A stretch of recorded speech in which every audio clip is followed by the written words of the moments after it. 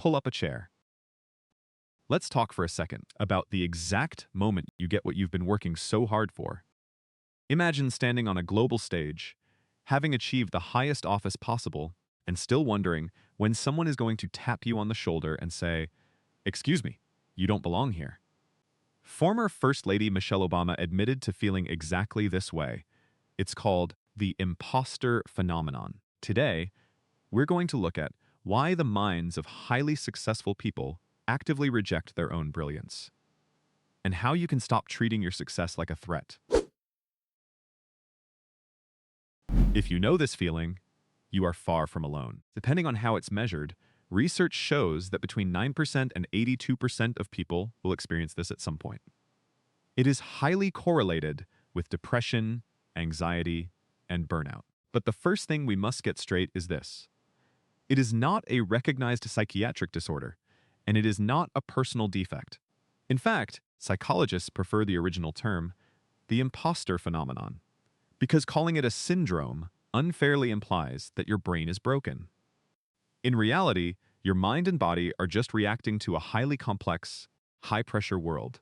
To see how this actually plays out, let me introduce you to Paul, a 34-year-old creative director. He just led his team to win a massive client account. During the pitch, he was brilliant, but now it's 9 p.m. on a Friday. He's sitting alone in his apartment, and the congratulatory emails have stopped. He opens his laptop and watches an AI design tool instantly generate a stunning brand package in mere seconds. Instantly, Paul's chest tightens. The internal narrative begins, "I didn't really do anything special today. An algorithm could probably do my job."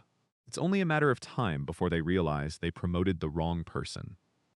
Why does Paul's mind reject the objective proof of his own competence? Emerging frameworks in cognitive science, including ideas from predictive coding, suggest the brain functions much like a prediction machine.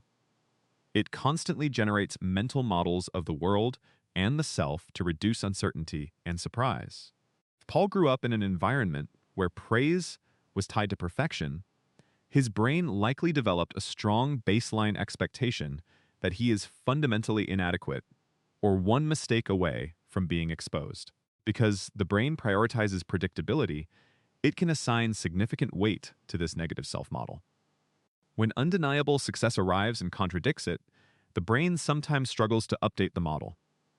Instead, it may treat the achievement as statistical noise, attributing the win to luck or external factors, in order to preserve its familiar, and therefore safe, internal prediction. While this is a useful lens, direct research linking predictive coding specifically to the imposter phenomenon is still developing. This trap is only amplified by the modern era. We operate in an age of hyperdigital visibility where AI can generate flawless code or copy in seconds.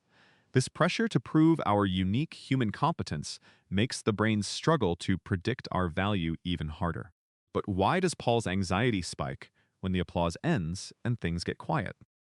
High performers often use constant hustle as a protective shield. When the task is finally done and you rest, an area of the brain called the default mode network, which governs self-referential thought, activates. Without the distraction of active work, it can amplify self-evaluative rumination. Furthermore, researchers suggest that the natural drop in dopamine that happens after reaching a goal can be misinterpreted by an anxious nervous system as a warning sign of impending danger. If you've ever felt terrified of being found out during a presentation despite knowing your material, it's connected to how our threat detection systems work. Under stress, the amygdala can flag social visibility or high-stakes moments as potential danger. When this happens, top-down regulation from the prefrontal cortex, the part of the brain that holds logical perspective, can be temporarily reduced. This makes it genuinely harder to access calm, rational thinking in the moment. You're not failing to logic your way out. Your nervous system has shifted priority toward protection.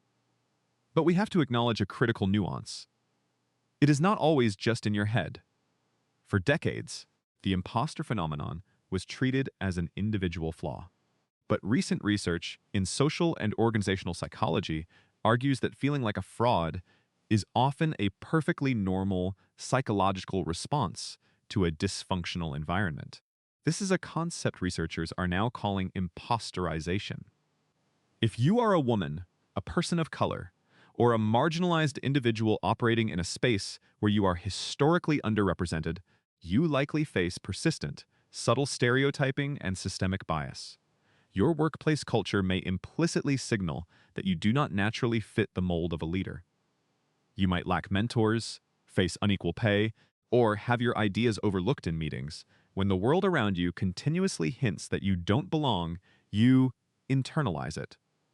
In these cases, imposter feelings aren't a cognitive distortion or a childhood wound. They are the direct result of institutions whose policies and cultures actively make individuals question their intelligence and competence. We cannot ask people to simply fix their mindset without demanding that organizations fix their exclusionary cultures. So, how do we navigate this? You cannot hate your inner critic into silence, and you can't just shout positive affirmations at a blaring smoke detector. We need a holistic approach. One powerful way forward is to work with evidence-based models like internal family systems, IFS. This approach teaches us that the harsh inner critic isn't a monster, it's a protective manager. Part, doing its best to keep us safe from old shame and rejection. Instead of fighting it, we can meet it with compassion. We can also speak directly to the survival brain through sensation. When Paul feels his shoulders bracing after a win, he can signal safety to his body, whether through a resonant VOO sound on the exhale or by pressing his feet into the floor, helping the logical prefrontal cortex come back online. Because these experiences are often shaped by the world around us, we also need to change our environment. Seeking out peer support and mentorship, and sharing these feelings in safe groups helps break the illusion of isolation that toxic, hyper-competitive cultures often create. So the next time that familiar dread shows up after a big win, don't fight it. Meet it. Your nervous system isn't broken, it's just outdated.